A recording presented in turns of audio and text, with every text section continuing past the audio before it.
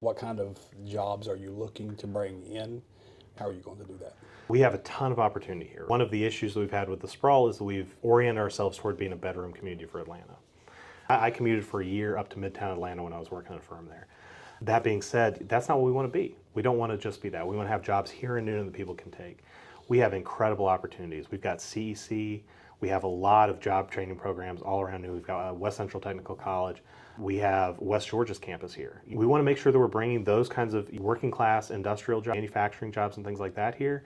But we also want to make sure that we've got white collar jobs that are the driver of the American economy right now. There's a lot of ways that we can bring those in. One way is just to make this a desirable place to live for those workers. Yeah. Because right now, all my friends who graduate from law school, if you build it, they will come. My friends from law school are not moving to ex-urban towns outside of Atlanta. They're living in dense city centers or in smaller city centers, but where there is the amenities that they're looking for. Part of that is generational. Millennials are much more of that mindset than parents were. But bringing that in is going to be a big draw for the labor, for the talent that we need here. When we start talking to some of the larger employers, Atlanta has an incredible amount of great corporate jobs. We're the headquarters to many of the large Fortune 500 companies. We've got great banking jobs. We've got healthcare. Bringing those in and working with those folks and saying, here's some areas that we're looking to develop or redevelop or invest in. How can we work with you to bring in those jobs over here so we've got people who aren't having to commute to Atlanta but are able to stay here in town and build their careers here. I would love to see people commuting to Newnan, not just from Hogansville, but from other places. I want as many people from Peachtree City as we can. Let them send their people over here. Allowing for that and working with those economic development side of things and making sure that we're bringing those jobs in from every side of it, but also, just making sure that we have the kind of jobs that fulfill every part of that full stack of job opportunities. Again, focusing on that development piece, being proactive and reaching out to those folks and saying, hey, have you considered Newnan? We're within easy distance to the airport, making sure that they know that we're here and that we are open to them bringing those jobs in. We're looking for you. We'll make it great for you, but help us out and believe me, it's going to be great for you. Yeah, we're getting the tax revenue, but you're going to be very happy with your employee base here and everything else. One of the questions that kept coming up was community involvement. They feel like the only voices that are heard are the public officials. How could you keep an open line of communication with the Newnan-ites, the people who live in Newnan? One thing is just doing what we've been doing this campaign, which is organize. Get out in front of the community, and I intend to be out there, talking to some, being out there in Summer Grove. I've got some buddies now on the west side. I was driving over there one day and saw a bunch of people just sitting in a field. I came out and said, "Oh, I know." Well, and I got over. I was like, "What are y'all doing?" They said, "Well, there's nothing else to do, right? There's nothing over here for us to do." So now I'm going over there every week or so and sitting with some folks in the field and talking with them. But maintaining that community engagement, really building that network of local neighborhood leaders who a line of communication to me, the council, to the city manager's office. I can't be taking texts from all of them. I'm sorry, I'd love to, but I can't be doing that. So I'm really going to be relying on the folks who we've met throughout this campaign and moving forward who care about their communities and who want to be involved. They can be a voice. And can be a voice. And if it's just, to all the people, if that's something you're interested in, reach out to me. We will get you plugged in as a neighborhood leader, as a captain in any of that. And make sure that we have that ongoing communication, because it does need to be a lot more than just the city government, just the voices that are not a member of the country club. We need more than those voices that have been kind of circulating in those same places for so long, making decisions.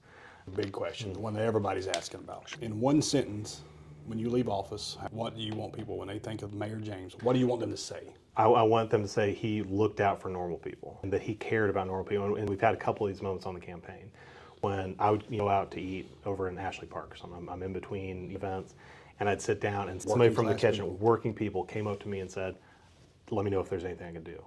We're cheering for you. We're so excited for you." And those are the people who I want to make sure we're looking out for, because that's the basis of everything. They looked out for you. They looked out for me. They came out and voted, and I'm proud of it, and I'm going to continue to be proud of it. That's not to say I don't want to hear from anybody else. I'm here for the entire city.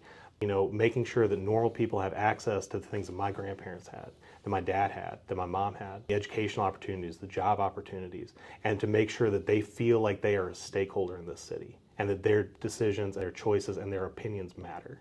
That's what I want people to say is, he looked out for normal folks. Okay. Last question, the big one. All right.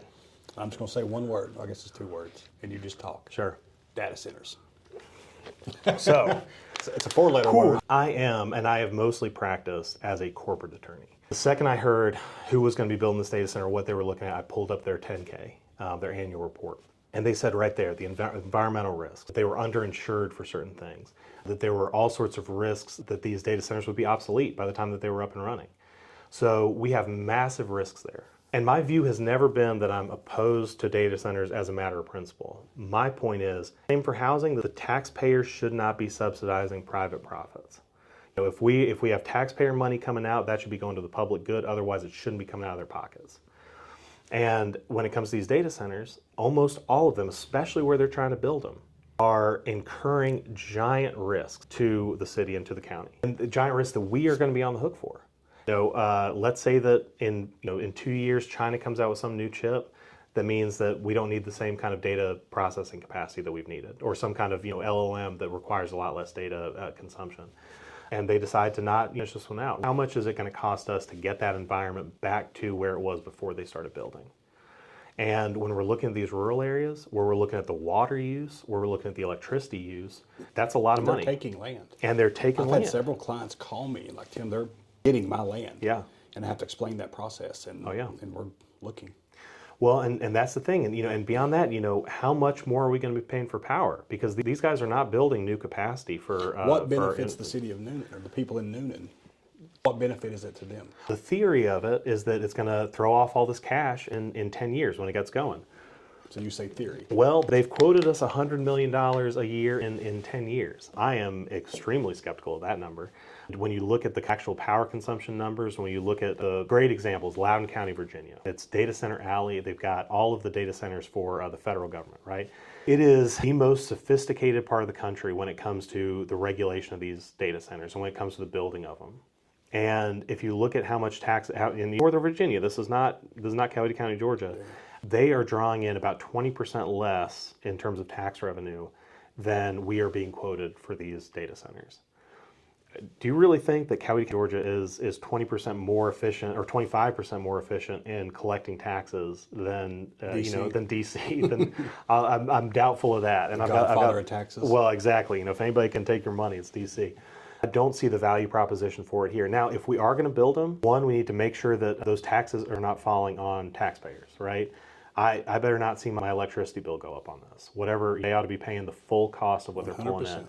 Same with the water. You got to make sure that we've got all of the water. I remember the drought in 07, right? I had a professor in college who told all of our class, find somebody you really like and start taking showers together because you've got a drought going on. She was Argentinian, very, very forward-minded. But we don't want to be in that position and have all of that water going to the data centers, have all that power going to data centers. Because at the end of the day, those data centers are going to take priority because they cannot shut down. If they start shutting down for periods of time, that does not work. You cannot just turn those on and turn it off. We need to be very mindful of how we're building them. Make sure that they are in industrial areas. If they're going to be built, make sure that they're in the areas that are already designed for that. We don't need to be giving away more of our rural land, which we're already overcrowding. A data center that may or may not end up being good for the community.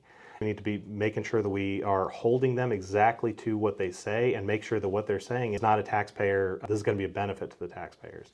And then hold them to that in a very big way through making sure they're adequately bonded, making sure that they are putting up money ahead of time so that if they do fail, we've got the money to clean them up and that we're coming out ahead on the deal. You're saying this is going to happen, but if it doesn't, how do we account for that? So we want to make sure that they are holding to their word and that they are benefiting the people of the city and the county. Now, I've got limited power over that as mayor, right? This is a county decision. But you better believe they're going to be hearing from me all the time on this. And I was the only candidate who came out in this saying, I'm against this as it's constructed. And I'm sticking to that. Yeah. The county's going to be hearing from me to make sure that they do right by the people. Because at the end of the day, that's what we're here for. We're not here for the data centers. We're not here for the guys who run those things. We're their shareholders. We're here for our people. And if there's anything like that coming in to take our land, take our water, take our power, it better be paying us out for every bit of that and improving our quality of life, just like any new housing development should, just like any new retail development should. Same, I've heard a lot about the amusement park. That is, this, I will say, they buried the lead on that one a little bit. It's going to be something like a Topgolf. The lead that was buried is that's 15,000 more cars a day at one of the main choke points in the county. And so, again, I'm not saying I'm necessarily opposed to it on its own, but what kind of traffic improvements are we putting up there? I think it's feasible. We could possibly do that and make it work, but we better make sure that they are paying for those traffic improvements, that they are paying for the road improvements there to make sure that that is not negatively impacting our quality of life. They can do a lot of damage, and we got to make sure that we are heading that off at the pass. It sounds like you're really out for the people, and I really appreciate your time because I know you're super busy. So, and it's the first time I've met you, so I really appreciate the transparency. I appreciate everything that you're saying. I think it's going to make a lot of people feel better, and there are going to be thousands of people in Newnan see this. Is there anything you want to leave them with? I think this campaign and the results were a surprise to a lot of people. We had a good idea of what was going to happen. We were testing it, but and I've said this before, some of my biggest skeptics now are going to be my biggest volunteers in 4 years. I am here looking out whether you voted for me or not, whether you live downtown or not, whatever your race, religion, party, class, whatever it is, if you're Newnan, your family, and we're putting family first. And so I want you to know that I'm happy to win over skeptics, and I think I will. But we have a very bright future here in Newnan. We're going to do some really amazing stuff over the next few years, and we're going to be looking out for the people in every possible way. I appreciate you, James. Hey, thank you, man. I appreciate it. Thank you, brother.